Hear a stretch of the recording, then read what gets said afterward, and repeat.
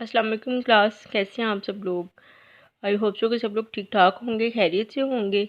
ठीक है क्लास, आज हम लोगों ने जो स्टडी करनी है ना, वो हम लोगों का है full book introduction of physics.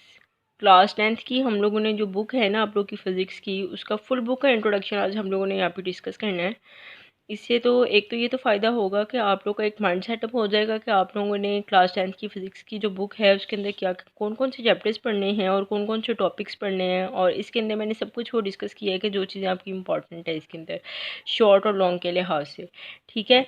हम लोग सबसे पहले अब जैसे कि आप लोग जानते हो कि हम लोगों ने क्लास 9th के अंदर भी फ़िज़िक्स पढ़ी थी ना। क्लास 9th के अंदर आप लोग के 9 चैप्टर्स हम लोगों ने पढ़े हैं। इसी तरह क्लास 10th के अंदर भी हम लोगों ने 9 चैप्टर्स पढ़ने हैं। मींस कि आपकी क्लास 9th और 10th के अंदर दोनों टोटल 18 चैप्टर्स हैं टोटल। ठीक है। तो अब सबसे पहले जो आप लोग का चैप्टर आता है ना, मींस के चैप्टर नंबर 10। यहाँ पे वैसे बुक का चैप्टर नंबर 1 है लेकिन उसका नंबर जो है वो 10 है। क्यों? क्योंकि क्लास 9th में हम लोग चैप्टर 9 पढ़ चुके हैं। तो अब चैप्टर 10 की हम लोग बात करें तो वो आपकी आ जाती है सिंपल हार्मोनिक मोशन। सबसे पहला चैप्टर है आप लोगों का। हाँ जी, तो अब डिस्कस करते हैं हम लोग क्या कह रहे हैं कि सिंपल हार्मोनिक मोशन हम लोगों ने पढ़ना है। इस चैप्टर का नाम है और इसके अंदर हम लोग सिंपल हार्मोनिक मोशन को ही एक्सप्लेन करेंगे with example of simple pendulum ball and bowl system. ठीक है। और अब हम लोग यहाँ पे ये बात देखते हैं कि सिंपल पेंडुलम बेसिकली क्या होता है। ये मैंने एक छोटी सी डायग्राम आप लोग की आसानी के लिए बनाई हुई है कि ये एक स्ट्रिंग है और उसके नीचे एक छोटा सा बॉब लगा हुआ है। ठीक है, जो कि यहाँ पोजीशन ओ पे प्रेजेंट है।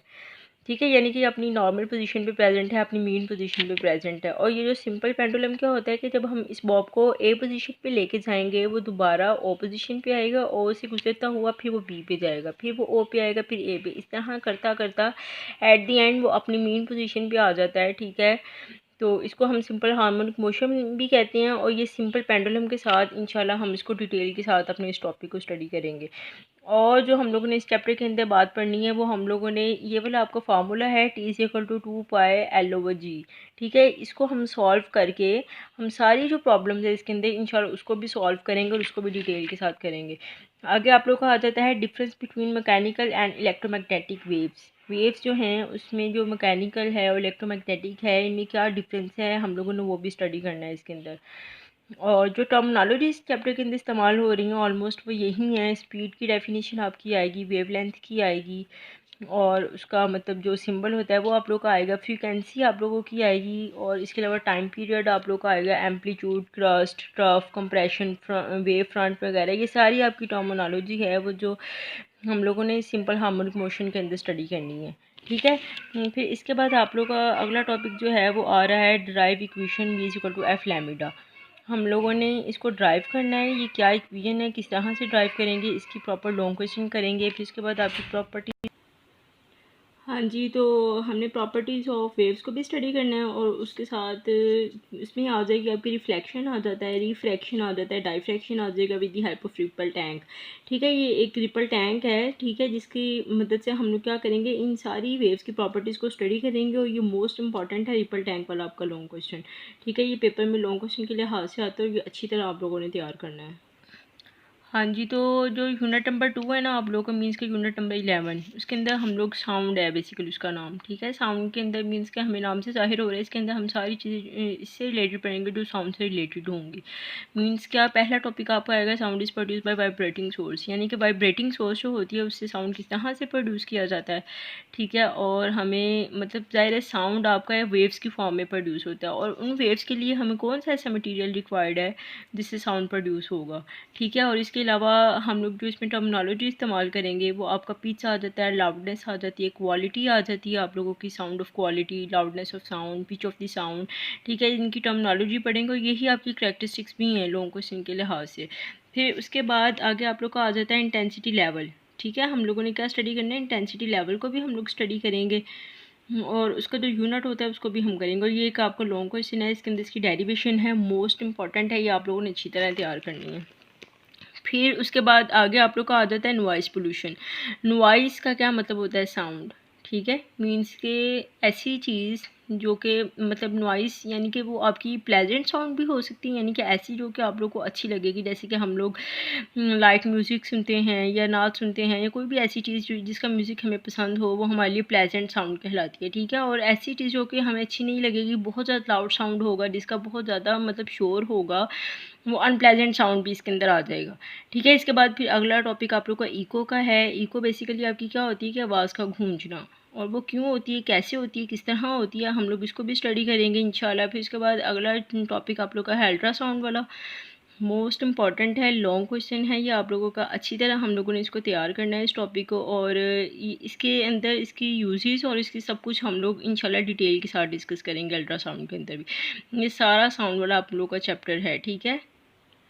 अच्छा, तो अगला यूनिट आप लोग का आ जाता है यूनिट 3, यानी कि यूनिट नंबर आप लोग का होगा ये 12 यूनिट, ठीक है, जिसका क्या नाम है जियोमेट्रिकल ऑप्टिक्स। ऑप्टिक्स का मतलब क्या होता है, ऑप्टिक्स का मतलब होता है लाइट, ठीक है। हम लोग लाइट से रिलेटेड सब कुछ इसके अंदर स्टडी करेंगे। आपका एंगल ऑफ इंसिडेंस आएगा पहले, फिर एंगल ऑफ रिफ्लेक्शन आएगा, ठीक है। लॉ ऑफ रिफ्लेक्शन आप लोग का आएगा, लॉन्ग क्वेश्चन है, मोस्ट इंपॉर्टेंट है ये। फिर उसके बाद passage of light through the glass prism, यानी कि ग्लास प्रिज्म के अंदर से जो लाइट है वो किस तरह से पास आउट होती है। टोटल इंटरनल रिफ्लेक्शन क्या होता है आप लोग का, शॉर्ट साइटेडनेस और लॉन्ग साइटेडनेस में फ़र्क क्या होगा, हम लोग ये इसके अंदर सब कुछ स्टडी करेंगे। ये आपका ज्योमेट्रिकल ऑप्टिक्स वाला भी लॉन्ग क्वेश्चन के लिहाज से चैप्टर इंपॉर्टेंट है, ठीक है। इसमें शॉर्ट जो बनेंगे इंशाल्लाह, इसके अंदर हम लोग माइक्रोस्कोप को भी स्टडी करेंगे, लेंसेज को पढ़ेंगे, फोकल लेंथ को पढ़ेंगे, इनके प्रिंसिपल्स पढ़ेंगे, सब कुछ हम लोग इंशाल्लाह इसके अंदर स्टडी करेंगे।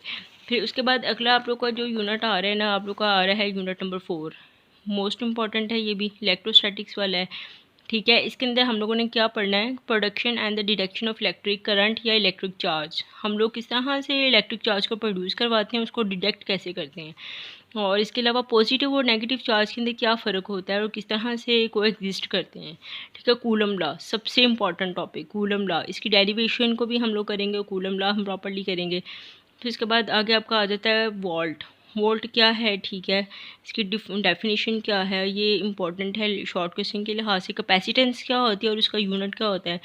फिर सबसे मोस्ट इंपॉर्टेंट टॉपिक है आप लोग का कैपेसिटर्स। कैपेसिटर सीरीज़ के अंदर और उसके अलावा पैरेलल सीरीज़ के अंदर किस तरह से कनेक्टेड होते हैं, तो मतलब इनको क्यों कनेक्ट किया जाता है, कैसे किया जाता है, मोस्ट मोस्ट मोस्ट इंपॉर्टेंट है ये टॉपिक है कैपेसिटर्स वाला आप लोगों का लॉन्ग क्वेश्चन के लिहाज से।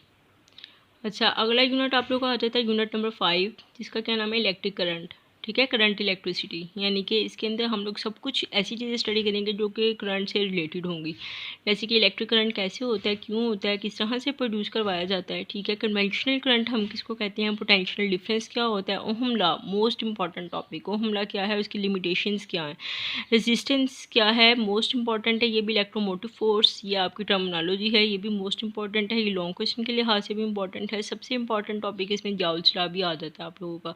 जाउल्स लॉ की डेरिवेशन क्या होती है, हम इसको ड्राइव किस तरह से करते हैं। फिर उसके बाद आप लोगों का डिफरेंस आ जाएगा डीसी में और एसी में। DC current means direct current और ऑल्टरनेटिंग करंट, इसमें क्या फ़र्क होता है, ठीक है। और इसके अलावा जो इलेक्ट्रिसिटी है, जो बिजली के ख़तरात होते हैं, हैज़र्ड्स होते हैं, हैज़र्ड्स का मतलब होता है कि ख़तरा, कोई भी नुकसान पहुंचाने वाली चीज़, ठीक है। और इसके अलावा इसके सेफ्टी यूज़ मेजर्स, यानी कि हम इलेक्ट्रिसिटी को किस तरह से सेफ्टी की तरह मतलब इस्तेमाल कर सकते हैं, हम लोग क्या सेफ्टी इस्तेमाल करनी चाहिए, तो हम लोग इन चीज़ों से बच सकते हैं, इनके हैज़र्ड्स वगैरह से। ये हम लोग इंशाल्लाह इस यूनिट नंबर 5 के अंदर आपका डिटेल के साथ ये सब कुछ, ये सारी चीज़ें हम लोगों ने इसके अंदर डिटेल से पढ़नी है जी। उसके बाद है आपका यूनिट नंबर 6 इलेक्ट्रोमैग्नेटिज्म। इसके अंदर हम लोग मैग्नेटिक फील्ड के बारे में पढ़ेंगे, ठीक है। और इसके अलावा हम एसी जनरेटर जो होते हैं, यानी कि ऑल्टरनेटिव करंट के जो जनरेटर हैं वो किस तरह से बनते हैं, उनकी कंस्ट्रक्शन कैसे होती है, और इनको वर्किंग क्या होगा, ये हम लोग इसमें इंशाल्लाह डिस्कस करेंगे। म्यूचुअल इंडक्शन के बारे में आप लोग का डिटेल से पढ़ेंगे हम। ट्रांसफार्मर आपका step up step down transformer, ये सब कुछ हम लोगों ने इंशाल्लाह इसके साथ डिटेल में करना है। और इन सब चैप्टर्स के हम लोगों ने इंशाल्लाह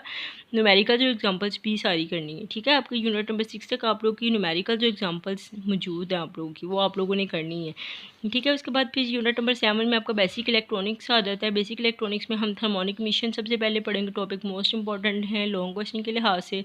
इलेक्ट्रॉनिक गन भी आपका इंपॉर्टेंट है। CRO मोस्ट इंपॉर्टेंट है। लॉजिक गेट्स भी इसके सारे इंपॉर्टेंट है। सारे लॉजिक गेट्स जो हैं वो मैं आपको बताऊंगी किस तरह से, अगर लॉन्ग में आते हैं तो आप लोग कैसे करोगे, अगर शॉर्ट में आएंगे तो आप लोगों ने किस तरह से वो तैयार करने हैं, और इनके जो सिम्बल्स हैं वो कैसे करने हैं, इनके ट्रूथ टेबल हम लोगों ने कैसे ड्रॉ करना है, ये सब कुछ हम लोगों ने इसमें पढ़ना है। फिर उसके बाद चैप्टर नंबर 8 ठीक है। सेकंड लास्ट इंफॉर्मेशन टेक्नोलॉजी, इसके अंदर हम फ्लो ऑफ इंफॉर्मेशन पढ़ेंगे, आईसीटी के बारे में पढ़ेंगे, CD, hard disk, compact disk, यानी कि कंप्यूटर से रिलेटेड जितनी भी इंफॉर्मेशन टेक्नोलॉजी है ना, वो हम लोग इंशाल्लाह इसके अंदर स्टडी करेंगे। लास्ट आप लोग का यूनिट है जी, आप लोग का है यूनिट नंबर 9, जिसको हम लोग कहते हैं एटॉमिक एंड न्यूक्लियर फिजिक्स। ठीक है, इसकी मैं वीडियोस भी आप लोगों से शेयर कर चुकी हूँ। इसके अंदर हम लोगों ने ऑलमोस्ट चीज़ें पढ़ ली हैं। हम लोगों ने इसके अंदर इलेक्ट्रॉन्स के बारे में, एटम्स के बारे में स्टडी किया था। ठीक है, प्रोटॉन्स के बारे में स्टडी किया था, न्यूक्लियर रेडिएशंस के बारे में, बैकग्राउंड रेडिएशन है आप लोगों की, फिर उसके बाद fission reaction, nuclear fusion reaction, ये सब कुछ हम लोगों ने इसके अंदर ऑलरेडी स्टडी कर चुके हैं। यही हम लोगों ने पढ़ना है। और अच्छा, सबसे अहम बात जो आपके लास्ट चैप्टर ना 7, 8 और 9, इन तीनों चैप्टर्स के न्यूमेरिकल्स नहीं है आप लोगों के, और ना ही एग्जाम्पल्स हैं, वो आप लोगों ने करनी भी नहीं। जस्ट फर्स्ट 6 यूनिट्स जो हैं आप लोग के, उनके आप लोगों ने न्यूमेरिकल्स और एग्जाम्पल्स भी इंशाल्लाह आप लोगों ने करनी है। ठीक है, ये आज की वीडियो थी सारी। इसमें कोई प्रॉब्लम, किसी किस्म की कोई चीज़ आप लोग को ना समझ आए तो आप लोग कमेंट करके पूछ लेना मेरे से, मैं आप लोग को इंशाल्लाह डिटेल से इसको बता दूँगी। और कोई ऐसी प्रॉब्लम जो अगर आप लोग को आवाज़ की ना समझ आ रही हो या किसी भी किस्म की कोई प्रॉब्लम हो, तो काइंडली आप लोग कमेंट करके पूछ लीजिएगा। ठीक है, मैं आप लोग को इंशाल्लाह प्रॉपर्ली गाइड कर दूँगी। ओके, अल्लाह हाफ़िज़, जज़ाकल्लाह, थैंक यू सो मच।